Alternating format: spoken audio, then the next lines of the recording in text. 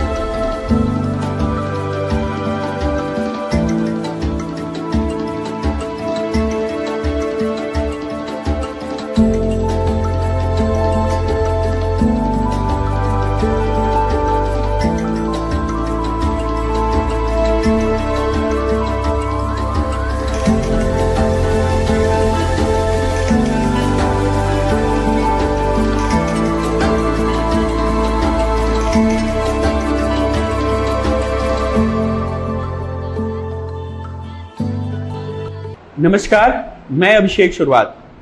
मैं मूलतः प्रयागराज के फूलपुर का रहने वाला हूं और मैं एक मध्यम वर्गीय परिवार से जुड़ा हुआ हूं।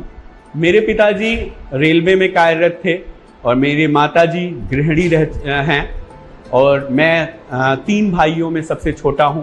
मेरे भाई साहब विकास और अविनाश मुझसे बड़े हैं। विकास अब एक इंजीनियरिंग के पद पे कार्यरत हैं और मैं उन सब में सबसे छोटा हूं। और मेरी शिक्षा दीक्षा की जो बात किया जाए तो मेरी शिक्षा जो रही है वो मैंने अगर बात किया जाए इंटरमीडिएट तक तो जवाहरलाल मौर्य इंटर कॉलेज फूलपुर से की है।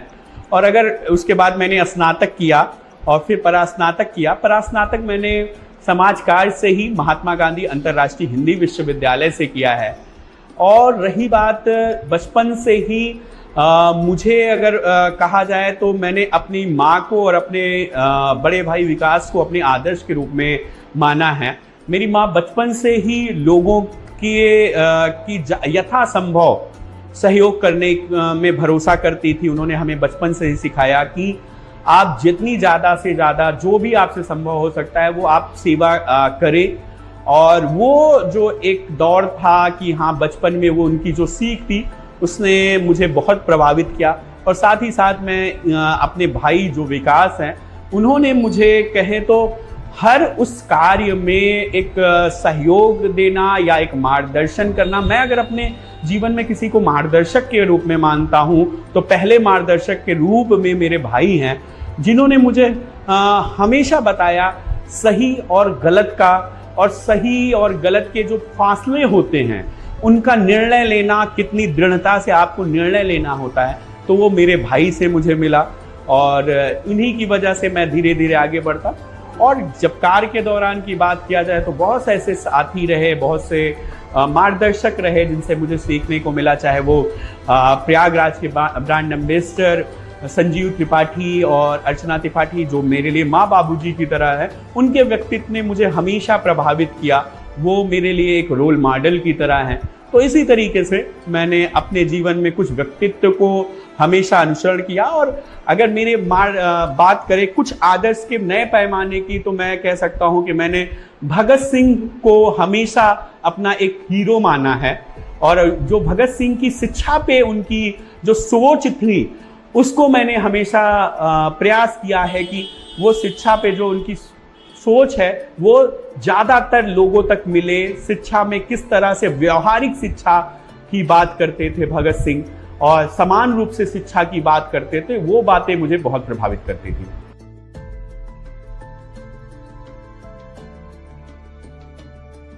अभिषेक शुक्ला से अभिषेक शुरुआत बनने का सफर 9 साल पहले 19 सितंबर 2016 को शुरू हुआ। एक छोटी सी घटना ने अभिषेक शुक्ला को अभिषेक शुरुआत बनाया। कहते हैं ना कि कुछ ऐसी घटनाएं आपके जीवन के उद्देश्य, आपके विचार को पूरी तरह से बदल देते हैं।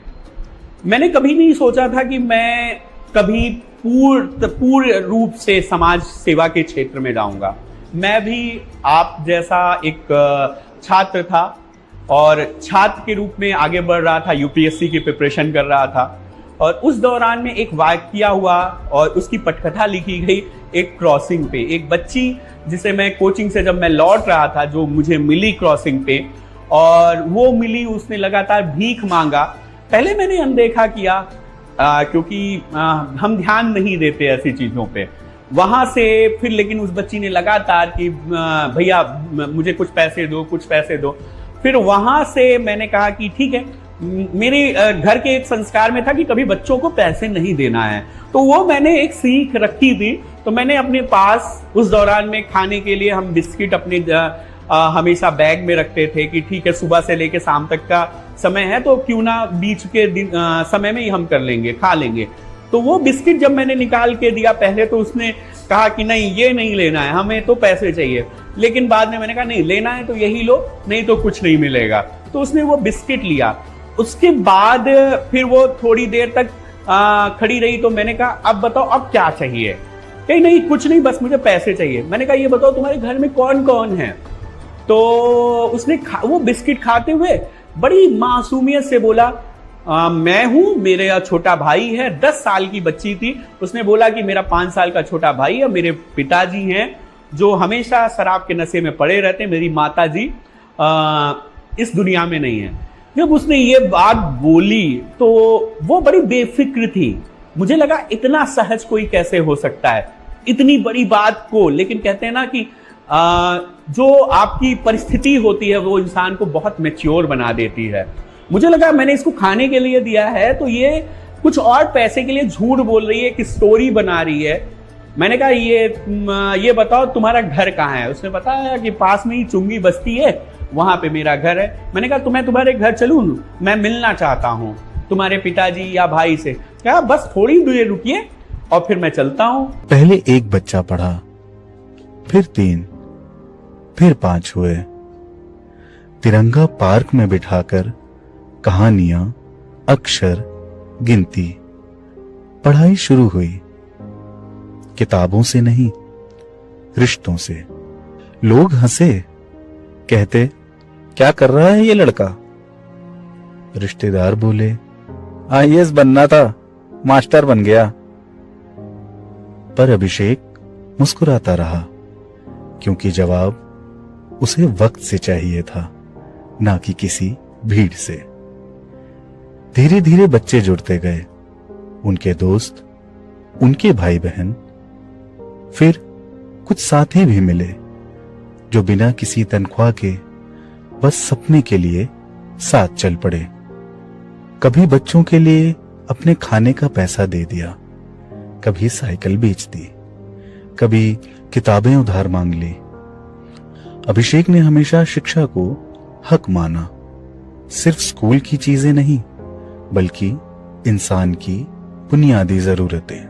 मैंने उसके बाद वहां के बच्चों से कहा कि मैं तुम लोगों को पढ़ाना चाहता हूं। पहले तो वो बहुत हंसे और कह रहे भैया बहुत सारे लोग आते हैं, ऐसी बातें करते हैं, चले जाते हैं, उनको फोटो खिंचाना हो तो आप भी आए हो, करके चले जाओ।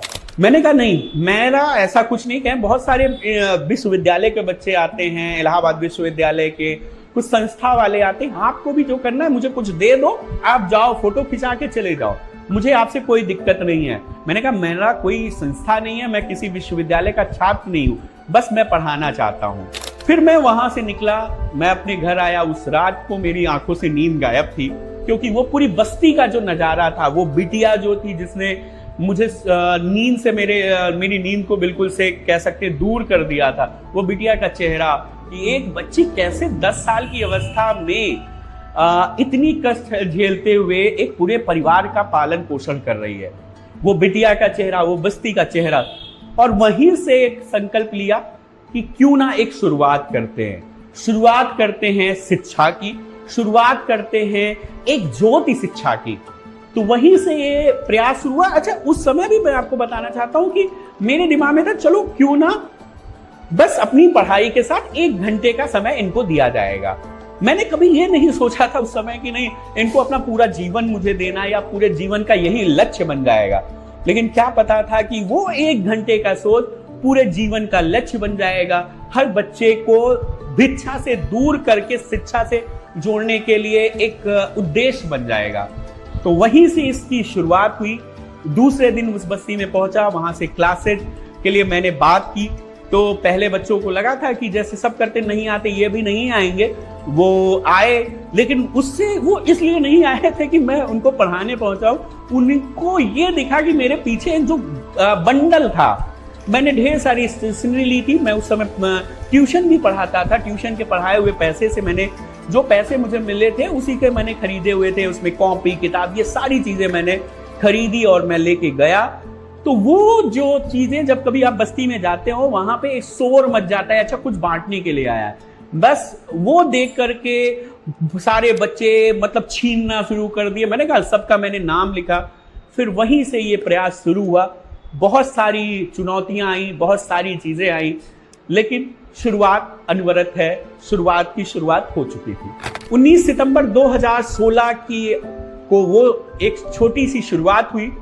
धीरे धीरे बच्चे जुड़ते गए, कारवां बढ़ता गया। 1 साल के बाद टीम के सदस्यों के मार्गदर्शन से हमने एक नाम रखा संस्था का, उसको पंजीकृत कराया। उस संस्था का नाम रखा शुरुआत। शुरुआत एक ज्योति शिक्षा की, शुरुआत सपनों की। हमने वहां से ये शुरुआत की और आज ये पिछले 9 वर्षों से अनवरत जारी है। हमारा परिवार मुझसे अपेक्षा कर रहा है कि मैं एक सिविल सर्विस में जाऊंगा, लेकिन वहीं पे फिर हमारा बहिष्कार भी होता है कि नहीं तुम्हें मैंने ये पढ़ाने के लिए भेजा है, तुम ये क्या कर रहे हो।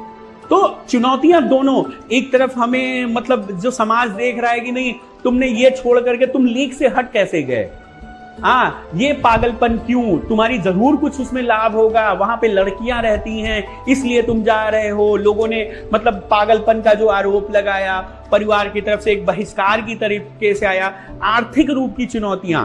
तो चुनौतियां मतलब संस्था के रूप में बिल्कुल अलग थी और निजी जीवन में अलग चुनौतियां था कि आपको जब एक दौर आया कि मुझे चुनना था कि या शुरुआत या खुद का कैरियर। ये मेरे जीवन की सबसे बड़ी एक चुनौतियों में से था। तो मुझे लगा कि नहीं कि ठीक है, एक कैरियर के जाने के बाद शायद बहुत सारे कैरियर इंतजार कर रहे हैं। शायद एक सिविल सर्विस में मैं नहीं जा पाऊंगा, लेकिन वो क्षमता है कि इनके अंदर, इन बच्चों के अंदर क्षमता है, शायद आने वाले टाइम में मैं 10 इंजीनियर, 20 डॉक्टर और 50 मैं सिविल सर्विसेज में भेज सकूं। तो ये जो है उसको हम कैटेगरी वाइज कर सकते हैं। फिर 2021 में उन्होंने एक दरवाजा और खटखटाया। मासिक धर्म और महिलाओं की स्वच्छता पर बातचीत। एक लड़की स्कूल इसलिए छोड़ चुकी थी क्योंकि उसके पास पैड नहीं था। इस बार अभिषेक चुप नहीं रहे, पैड बैंक की शुरुआत की। कोई प्रचार नहीं, कोई कैमरा नहीं, बस जरूरत और ज़मीर, इनके बीच एक पुल। अभिषेक हमेशा से पहले सुनते थे, फिर समझते थे और फिर साथ चलने लगते थे। उनके लिए शुरुआत एक संस्था नहीं, एक रिश्ता है। हर उस बच्चे से जो खुद को छोटा मानता है। आज वो बच्चे शिक्षक बन रहे हैं, इंजीनियर बन रहे हैं, अपने घर के पहले या पहली ग्रेजुएट बेटियां और बेटे बन रहे हैं। वो बच्चियां जो कभी किसी से नजर नहीं मिला पाती थीं, आज खुद अपने गांव की लड़कियों को पढ़ा रही हैं। 8 साल पहले अभिषेक सर हमारी बस्ती में आए थे और हमें पढ़ाना शुरू किए। पहले दिन में 30 बच्चे इकट्ठा हुए थे पढ़ने के लिए और फिर ये सिलसिला जारी रहा, बच्चे बढ़ते गए और धीरे धीरे हमने बस्ती छोड़ के एक पार्क में पढ़ना स्टार्ट किया और वहाँ पे और भी बस्तियों के बच्चे जुड़े हमसे और पढ़ने आने लगे। फिर धीरे धीरे उनके प्रोग्रेस को देख के हमने स्कूलों में उनका दाखिला करवाया और बच्चे जब अच्छा प्रदर्शन करने लगे तो हम उन्हें और भी स्कूल में, जो हमारे यहाँ के अच्छे स्कूल थे, उनमें उनको डाले ताकि उनका ग्रोथ हो सके। फिर हम धीरे धीरे एक बिल्डिंग में आए और वहाँ पे हमने एक प्ले स्कूल बनाया जहाँ पे सिर्फ 1 रुपए में हर बच्चे को शिक्षा दी जाती है। अभिषेक सर जो हैं वो एक शुरुआत के सिर्फ फाउंडर ही नहीं बल्कि हमारे पेरेंट्स की तरीके हैं। वो पढ़ाई से रिलेटेड जितना भी सब कुछ होता है वही हमारा देखते हैं। हमारी फीस भरना हुआ, हमारा एडमिशन कराना हुआ, सब कुछ हमारा अभिषेक सर देखते हैं। और हम अभिषेक सर के बदौलत हमारे यहाँ के एक बच्चे जो हैं PhD की तैयारी कर रहे हैं, 2 बच्चे इंजीनियरिंग कर रहे हैं और 2 बच्चियां नीट की तैयारी कर रही हैं और मैं फाइन आर्ट की तैयारी कर रही हूँ।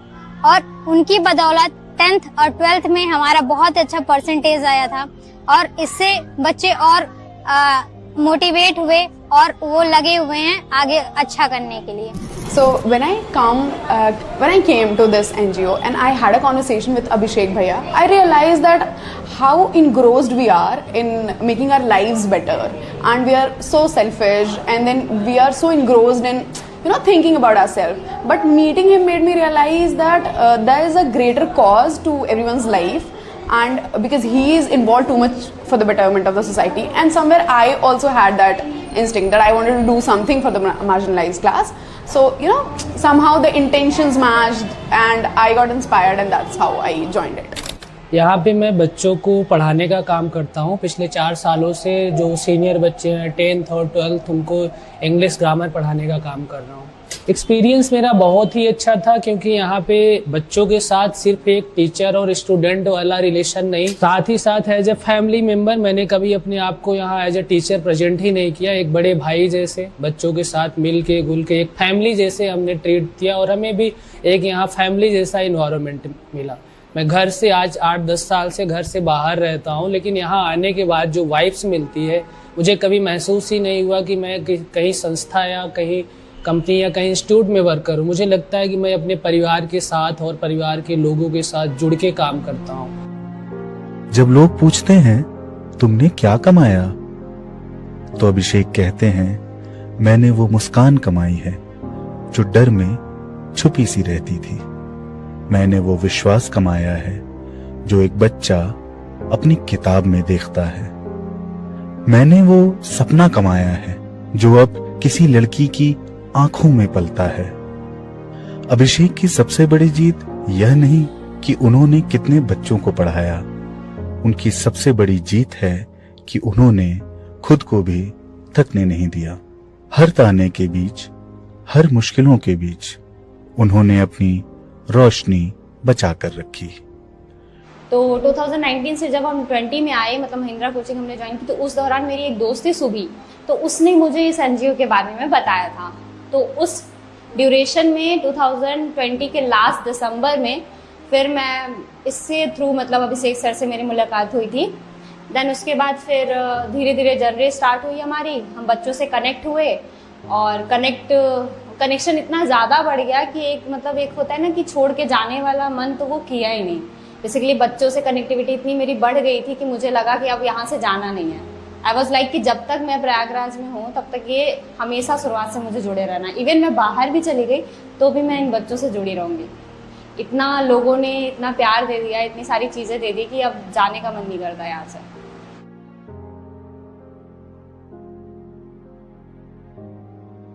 देखिए सफर जैसे जैसे आगे बढ़ता गया, चुनौतियां अलग, हर समय अलग अलग रही। और मैं इसमें ये जरूर जोड़ना चाहूंगा कि जब भी कभी आप सामाजिक परिवर्तन की बात करते, मैंने पहले भी कहा, तो आपको जन समर्थन की बहुत जरूरत होती है। मैंने गांधी जी के बारे में बात की, या जो भी आंदोलन हुए हैं उसमें मैं महत्वपूर्ण मेरे लिए था कि समाज जब आपको चुनौती रूप से देखता है, सामाजिक चुनौतियां आती हैं, तो उसके साथ साथ में समाज आपसे उम्मीद करता है। लेकिन अगर आप समाज की उम्मीदों पे खरा उतरते हो तो वही समाज आपको सहयोग भी करता है। तो मेरा पहले दिन से प्रयास था कि मुझे समाज के उन लोगों को अपने साथ जोड़ना है जो अच्छा काम करना चाहते हैं, जिन्हें एक ऐसे प्लेटफॉर्म की जरूरत है कि जहां पे वो सुकून के साथ अच्छा कार्य कर सके और उन्हें लगे कि नहीं, आज मैंने अच्छा कार्य किया है।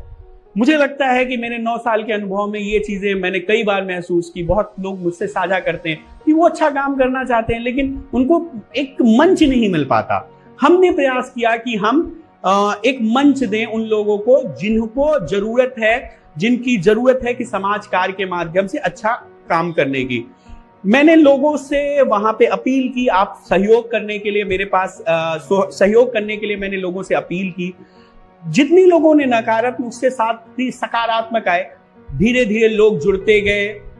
अगर स्टार्टिंग के दौर की बात करें तो हमारे पहले दिनों की साथियों में अगर शालिनी यादव हो, आदित्य सोनी हो, प्रवृत्ति पाठी हो, ऐसे साथी झुकने नहीं दिया।